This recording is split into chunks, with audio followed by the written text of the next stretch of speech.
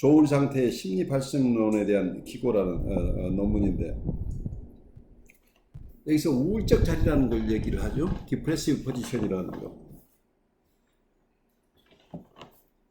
이 시기를 언제로 보느냐면 첫해 4분기 중 두 번째 분기라고 그러면, 우리가 두 번째 분기는 3개월 지난 4개월부터 두 번째 분기가 되잖아요. 그렇게 되니까 보통 3개월 되면서부터 통합적인 인식이 이제 시작이 된다는 얘기죠. 그래서 우울적 자리가 완성되는 게 한 6개월쯤이면 된다고 이렇게 보는데, 그 패러노이드 스키조이드 포지션이라는 게 나중에 우리가 공부하게 되는데, 처음에는 먼저 이분이 이론한 게 우울적 자리예요. 우울적 자리가 그전에는 부분 대상으로 어머니가 브레스트 자체가 베다 브레스트하고 굿 브레스트가 따로따로 있는 것으로 본 거죠.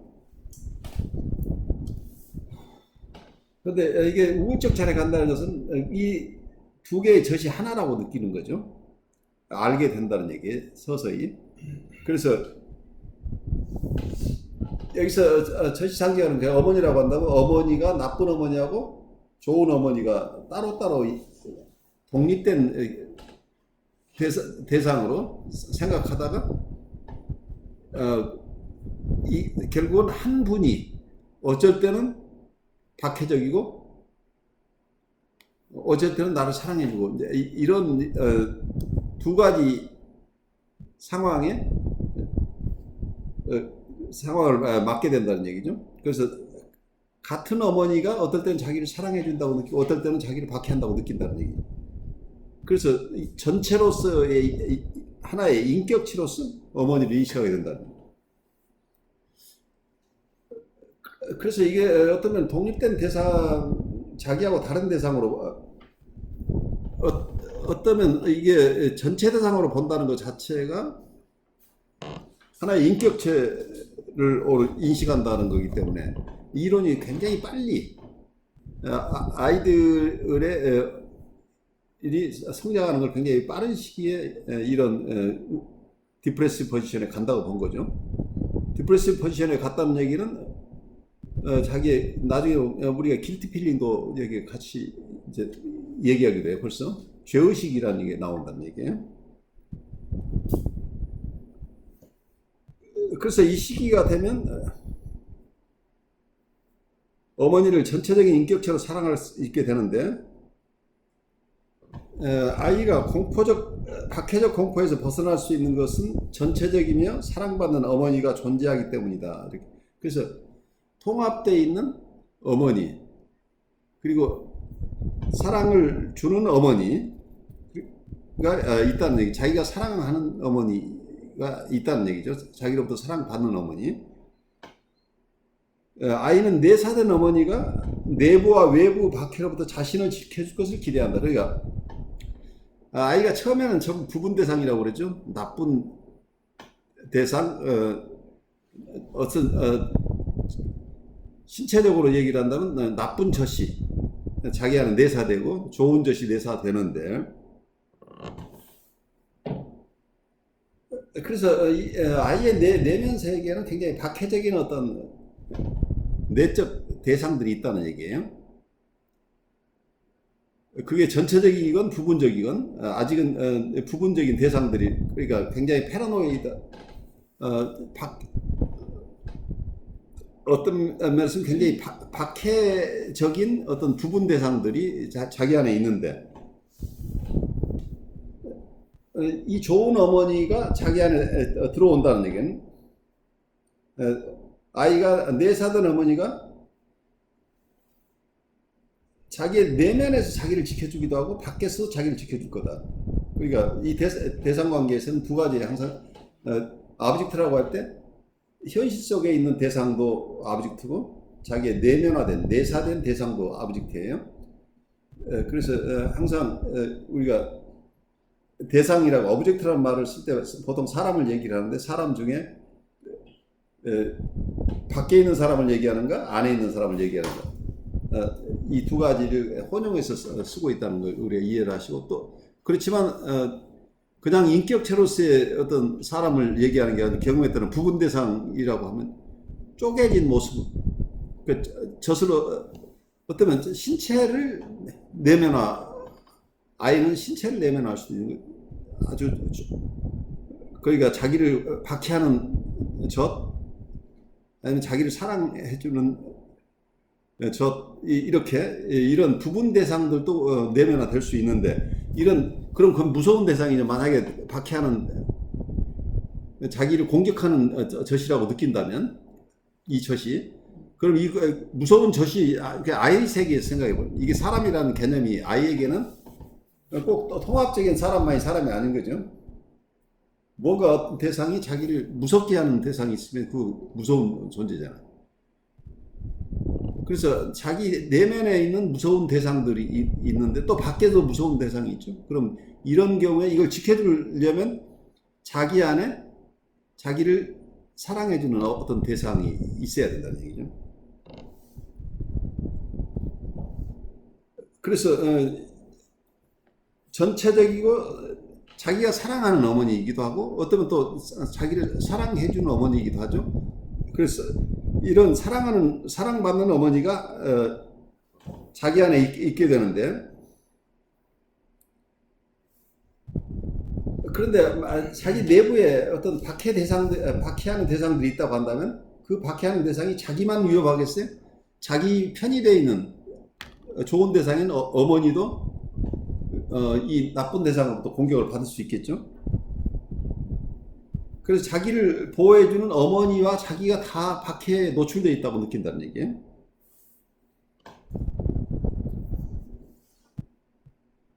그래서 한편에서는 이 어머니가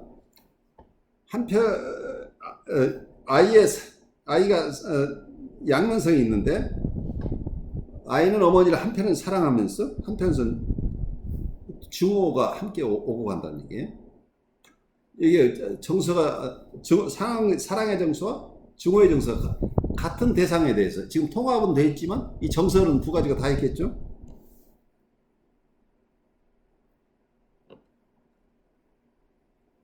과거에는 부분적인 대상으로서 하나의 박해적인 대상과 또는 이상적인 대상으로 이렇게 분리했었는데, 이게 전체 대상으로 느껴지면, 그래서 이 내사된 어머니는 어떠면 내사된 어머니이기도 하고 또 현실의 어머니라고 얘기를 할 수도 있겠어요. 이 어머니는 만족감의 근원일 뿐만이 아니라 좌절과 고통의 원천으로 느껴지기도 한다.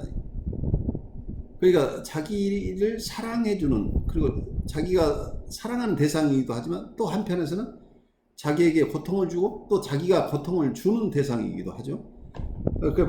복잡하죠. 그래서 사랑한 아이의 사랑은 언제든지 증오로 바뀔 수 있다는 얘기예요. 쉽게 증오하는 마음으로 바뀔 수 있는데, 어머니는 여기서 필요한 대상일 뿐만 아니라 사랑의 대상인 어머니인데, 그게 엄마가 필요하기도 하고 또 자기가 사랑할 대상이 어머니예요. 그게 사랑 대상으로 필요한데, 어머니는 환상 속의 박해자들과 유아 자신의 증오와 과학에서 언제나 파괴될 수 있는 존재인 것이다. 그런데 문제는 아이 안에 있는 박해적인 대상들이 있죠. 그 박해적인 대상은 자기를 보호하고 있는 어머니도 박해할 가능성이 있기 때문에 그 내적인 박해자로부터의 어떤 공격을 받을 가능성이 있을 뿐만 아니라 아이 자신이 가지고 있는 증오나 자기의 가학적인 자기의 마음이 있기 때문에 자기로부터 공격을 받거나 아니면 자기 안에 있는 내적 대상으로, 나쁜 대상으로부터 공격을 받아서 언제든지 파괴될 수 있는 존재라고 본다.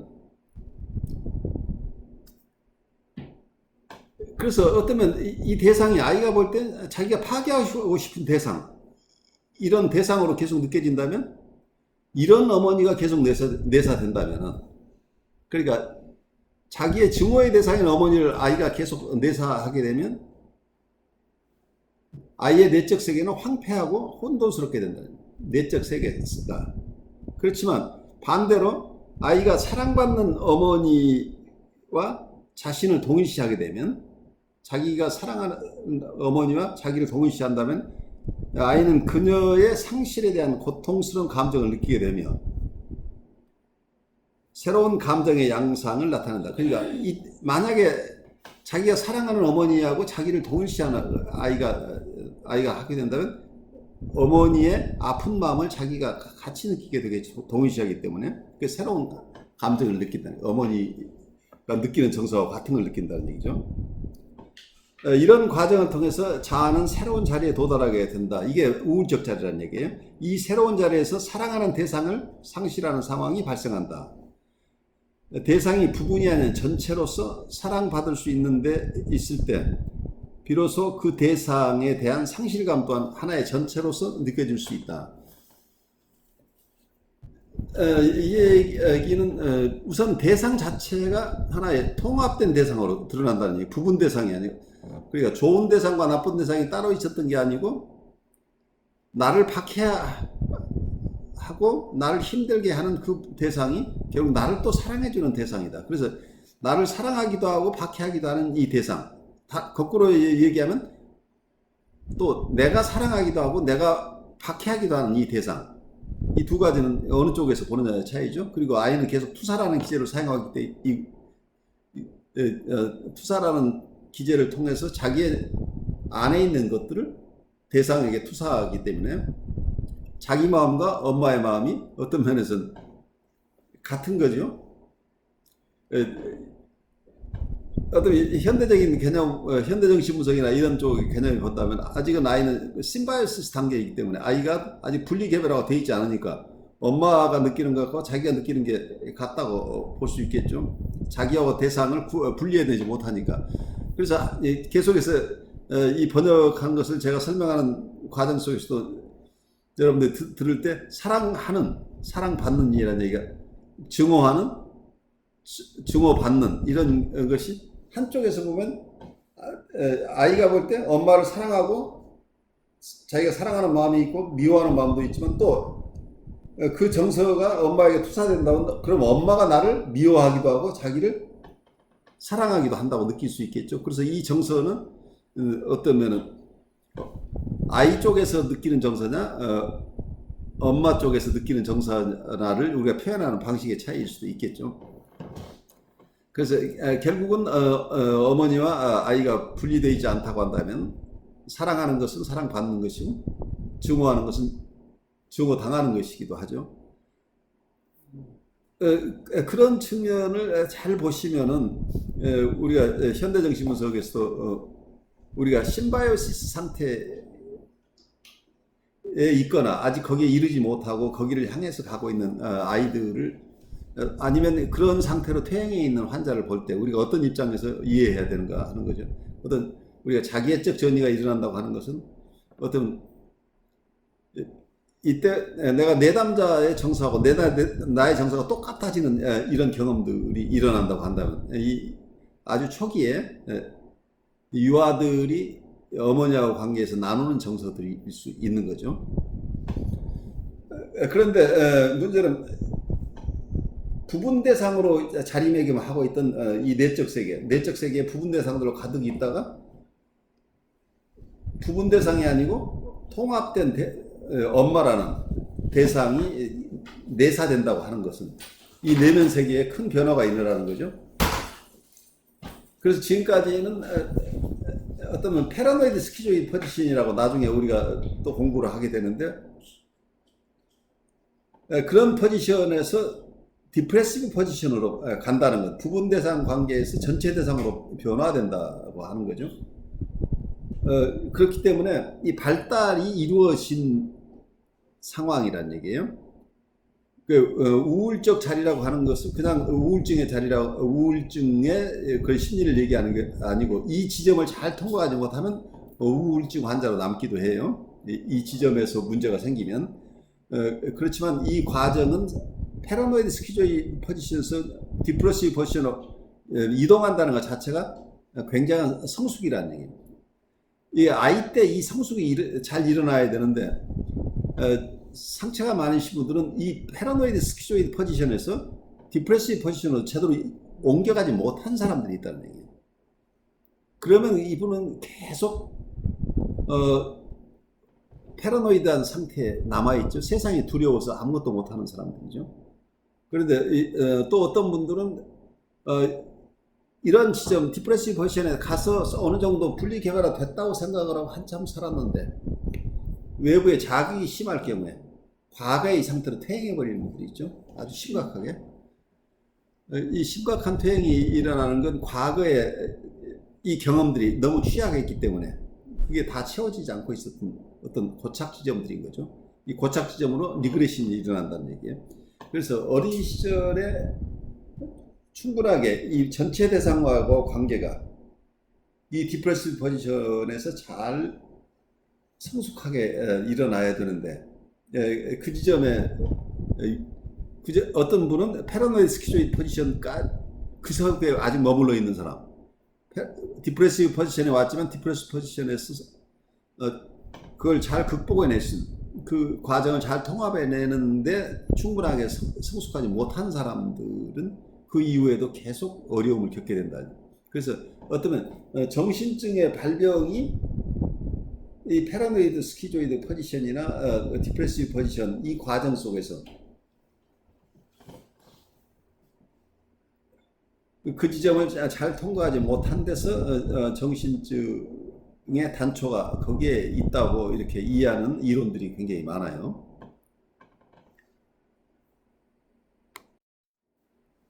아이들은 어떤 면에서는 이 디프레시브 포지션에 갔다는 것은 아이 입장에서 아이의 환상 속에서는 자기 마음에 들지 않은 엄마의 과거에 부분 대상인 엄마를 무지하게 팬터지 속에서 공격해서 엄마를 살해하기도 하고 엄마의 몸에 있는 것을 몽땅 자기가 다 가져와 버리기도 하고 팬터지 속에서 온갖 행패를 다 부렸던 대상이 자기 어머니라는 얘기예요. 그래서 거기에 대한 죄책감이 아이 무의식 중에 있겠죠. 이러한 죄책감에다가 디프레시브 포지션에 갔을 때는 이 죄책감뿐만 아니라 어떤 상실감이나 슬픔이나 그리고 애타는 그리움 같은 게 여기에 이런 죄책감에 더 추가된다는 얘기예요. 그러니까 정서가 풍부해진다는 얘기예요. 왜냐하면 사랑하는 대상, 사랑과 미움을 동시에 느끼게 하는 대상이 지금 자기 내면화됐기 때문에 그 정서는 굉장히 복잡해지죠. 다양해지고.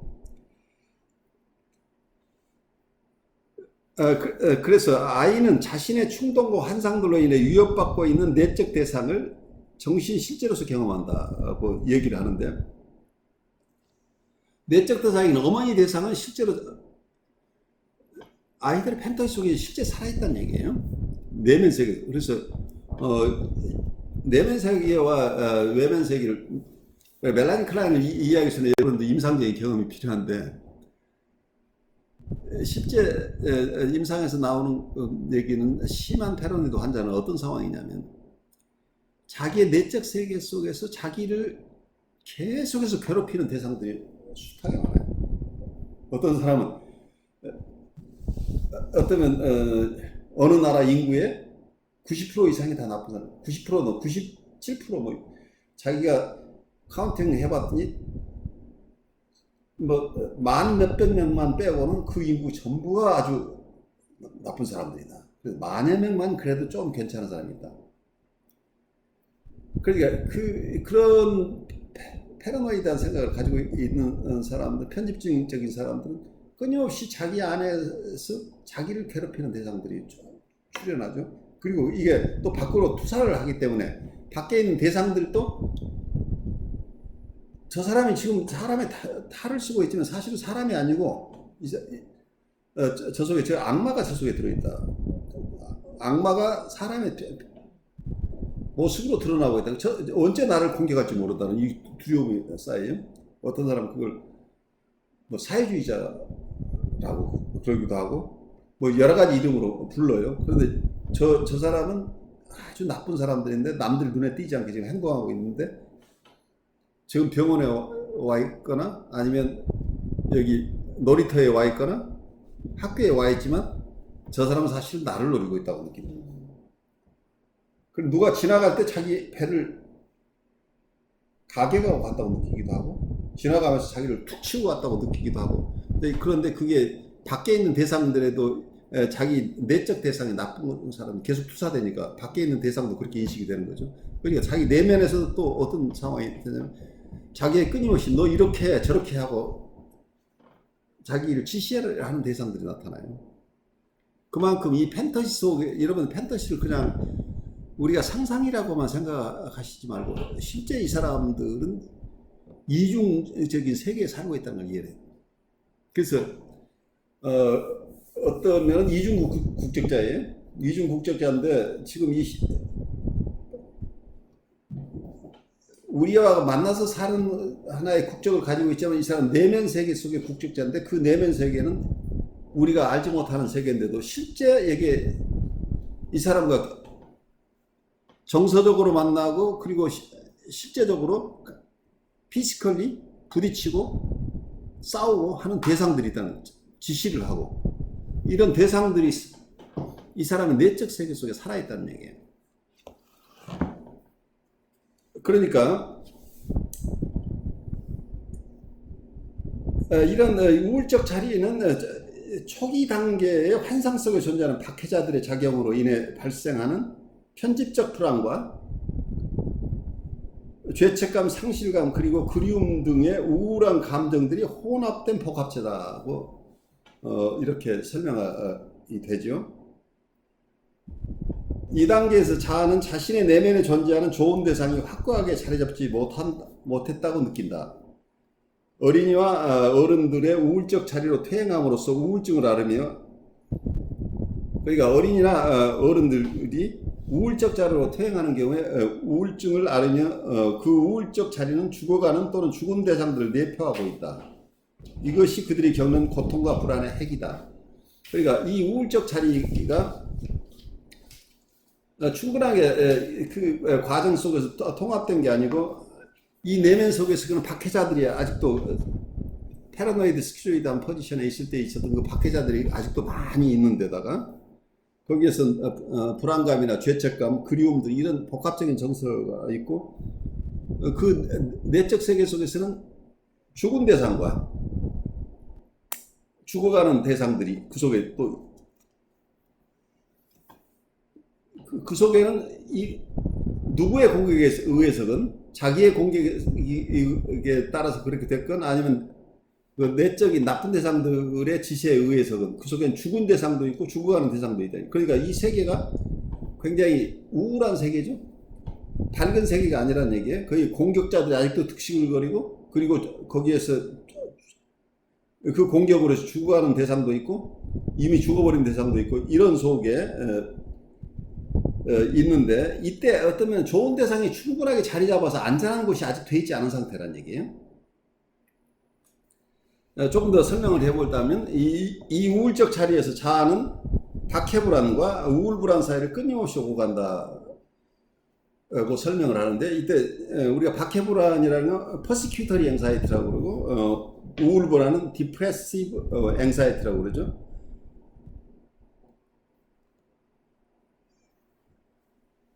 그래서 이 자아가 대상에 대해서 강한 증오감을 느낄 때 박해불안을 느낀다.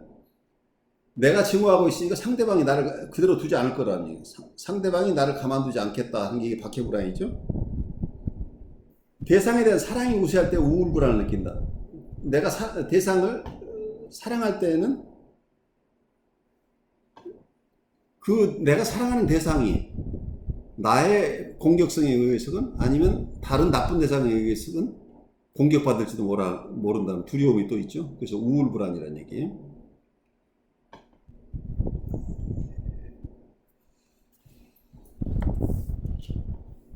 그래서 이 멜라니 칸이 봤을 때 편집증이라고 하는 거 우리가 패러노이아는 편집증의 고착점은 우울적 자리보다 앞에 있었고 그러니까 나중에 우리가 공부하게 될 편집 분열적 자리, 패러노이드 스키조이드 자리에 고착되어 있는 게 편집증이 패러노이드 환자들이라는 얘기예요. 그래서 패러노이드 환자들은 자기를 공격하고 자기를 독살하려고 하고 자기를 끊임없이 쫓아다니는 무서운 대상들이 있는 세계 속에 살아요. 편집증 환자들은 정말 무서워요. 이분들의 얘기를 듣는 것 자체도 소름 끼치고. 왜냐하면 이 사람들의 삶에는 좋은 대상이 없다는 내면애가 거의 없기 때문에 아까 얘기대로 수천만이 있는데 그 중에 몇만 정도가 좋은 사람, 좋은 대상이 있다고 느끼는 그런 거죠. 근데 어떤 임상에서 보면 그렇게 힘들었던 분이 몇 년씩 4년, 5년 이렇게 치료를 하다 보면 점차 좋은 사람 숫자가 그 안에 늘어나요. 그래서 나중에는 그 나쁜 사람들의 숫자가 점점 늘고 좋은 사람들의 숫자가 늘어나면서 어느 시점에 가면 그 나쁜 사람들도 좀 착한 사람이 되면 좋겠다 하는 생각을 하게 돼요. 그러니까 과거에 패러노이드 스키조이드 포지션에만 있을 때는 전적으로 나쁘고 전적으로 좋은 것 이 두 가지밖에 없는데 이분법인데 조금 디프레시브 포지션에 가까워지면 그 나쁜 대상도 좀 개과천선해서 좀 좋은 사람이 되면 안 될까 이런 아쉬움을 느낀다고 하는 거예요. 이게 통합이 이루어져 가는 과정이란 얘기예요. 그래서 이 편집증 환자의 고착 지점은 아까 이런 3개월 이전 단계죠. 지금 멜라니 클라인 얘기들 하면 두 번째 분기에 우울적 자리가 자리 잡고 있다고 한다면 1분기라고 한다면 첫 3개월 정도의 단계라고 멜라니 클라인식으로 얘기를 할 수 있어요. 그 어느 지점에 고착되어 있다고 한다면 이게 편집증 환자가 된 가능성이 있다는 얘기예요. 거기에서 더 성장이 안 되고 있다면 우울증의 고착점은 초기 우울적 자리에 두었다. 그러니까 초기라고 하니까 4개월에서 4개월, 5개월 이 무렵에 충분하게 우울적 자리가 성숙해 가는 게 아니고 아직 초기 우울적 자리에 있다고 한다면 아직 충분하게 이 우울적 자리가 성숙한 단계로 가지 못했다는 얘기죠. 멜라니 클라인의 얘기대로 하면 우울증 환자는 우울적 자리에 문턱에 있으면서 좋은 내적 대상을 안정적으로 확립시키지 못한 상태에 처해 있다는. 그러니까 아까 우울적 자리가 형성되는 게 3개월에서 6개월인데 초기에는 4개월에서 6개월 정도로 친다면 4개월에서 6개월 초기에 4개월이나 5개월 때는 아직은 좋은 대상이 다 통합이 아직 안 돼 있다는 얘기예요. 그 상태에 있는 자리가 아직 우울적 자리라는 얘기예요. 그런 초기 우울적 자리에 그 우울적 자리가 충분하게 도달되지 못한 상황, 초기에 있으면서 좋은 내적 대상을 안정적으로 확립시키지 못한 상태에 있는데 이 지점에 고착되어 있다면 이분들이 우울증을 앓게 된다는 얘기예요. 그래서 우울증 환자는 가혹한 초자를 가지고 있으며 이 초자의 가혹성은 환자 안에서 여전히 활동하고 있는 편집적 공포가 만들어내는 박해감과 더불어 죽어가는 대상 혹은 죽은 대상들이 자신들을 본래의 이상적인 상태로 회복시키려고 요구하고 질책하는 데서 비롯된다고 설명하였다. 아주 그래픽하게 설명을 하는 있는 거죠. 편집적 공포뿐만이 아니고 거의 우울적 자리 초기에서는 거기 우울한 상태라고 하니 죽어가는 대상이나 죽은 대상들이 자신들을 원래 이상적인 상태로 회복시키라고 요구하면서 야단치고 있다는 얘기, 이런 상태를 묘사하고 있어요. 그래서 우울적 자리의 발달에 있어서 유아의 중심적 과정은 충분히 좋고 안정적이며 전체적인 내적 대상을 자아의 핵심에 확립하는 일이다. 만약 이러한 과업이 실패하면 아이는 편집증이나 조울증과 같은 정신질환에 걸리게 된다. 그러므로 우울적 자리는 정신병의 고착점과 신경증의 고착점 사이에 존재한다. 이렇게 설명을 하고 있는데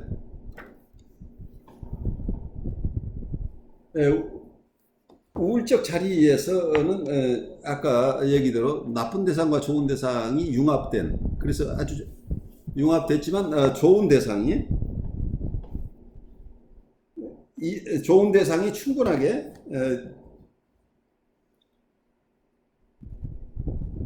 내적 대상 기능을 해줘야 되는데, 그래서 충분히 좋고 안정적이고 전체적인 내적 대상이 자아의 핵심에 확립되어 있어야 된다는 얘기예요. 그러니까 여기서 의미하는 바는 굉장히 크죠. 부분 대상 속에 있었던 이 아이의 내면 세계에 전체적이고 그리고 충분히 좋은 대상이 들어가야 돼요. 그러니까 여기서 충분하게 안정적이고 좋은 전체적인 대상이 자 안에 확립돼야 된다. 이 상태가 돼야 이분이 우울적 자리에서 얻어야 될 걸 다 얻는 건데, 이런 단계에 이르지 못하면 그 이전 단계에 머물러 있다고 한다면 우울증 환자로 전락할 수 있다는 얘기를 하고 있는 거죠. 그래서 어쩌면 여기에서 대상관계를 그냥 내적 세계로만 설명할 수 없는 부분이, 물론 클라인이 죽음 본능 이론을 가지고 처음부터 자기 안에 있는 공격성을 투사하기 때문에 외부 대상 자체가 아무리 좋은 대상이어도 나쁜 대상을 결국은 나쁜 대상을 만들어내는데, 어떤 대상 관계이기 때문에 어떤 이 본능 이론을 가지고 설명한다고 하지만 또 외부에 있는 대상이 어떻게 반응하느냐가 또 굉장히 중요하겠죠. 그래서 실제 대상이 아무리 아이가 나쁜 대상을 투사하더라도 이 실제 어머니 대상이 아이로부터는 투사가 있음에도 불구하고 아주 좋은 대상으로 계속 기능한다고 한다면 좋은 내적 대상이 될 거 아니겠냐. 그래서 초기에 양육자가 어떤 내적 대상을 형성하느냐의 원재료이기 때문에 실제 이 대인관계 속에서 여기서 대인관계라는 용어는 실제 외부 리얼 아브젝트, 외부 내적 대상의 모델이 되는 어떤 외적 대상, 실제 어머니 대상이 얼마나 아이에게 사랑을 주는 대상으로 아이에게 체험되느냐가 굉장히 중요하겠죠. 그래서 이 우울적 자리를 성공적으로 다 마무리하는데 충분히 좋은 대상이 내면화돼야 된다. 이 과업을 충분하게 마치지 못한 분들은 나중에 결국 우울적 자리로, 초기 우울적 자리로 되돌아간다는 얘기예요. 그래서 충분하게 좋은 대상을 내면화하는 작업이 어쩌면 임상적인 함이죠. 우리가 편집증이나 우울증에 있는 분들은 이 편집증 환자의 경우에는 어쩌면 편집 분열적 자리에 아직 고착되어 있고, 우울증 환자의 경우는 우울적 자리를 충분하게 다 마스터하지 못하고 초기 우울적 자리에 있어서 아직도 내면 세계가 충분히 좋은 내적 대상을 가지고 있지 않다는 얘기예요. 그래서 얼마나 좋은 내적 대상을 새로 이 사람 안에 내면화할 수 있도록 할 수 있을 것인가. 이게 어쩌면 상담자의 역할이죠. 상담자가 이분에게 충분히 좋은 내적 대상으로 이 내담자의 내면 안에 확립될 수 있다고 한다면 이분의 우울증에서 벗어날 수 있는데 큰 도움을 줄 수 있다. 이렇게 우리가 이해를 할 수 있겠죠.